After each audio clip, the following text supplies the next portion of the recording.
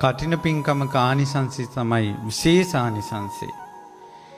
කටින පින්කමේ අතුරු ආනිසංස වචනෙන් කියලා නිම කරන්න අපිට බෑ. ප්‍රධානම ආනිසංසය තමයි කටින පින්කමක සිඳින්න බැරි පිනක් රැස් වෙනවා. ඒ කියන්නේ ධර්මය අවබෝධ කරන්න තියෙන අවස්ථාව වෙන දෙයකින් සිඳින්න බෑ. අපි උදාහරණයකට ගත්තොත් දැන් බුදුරජාණන් වහන්සේ ළඟින් ධර්මය ඇහුවා අජාසත්ත.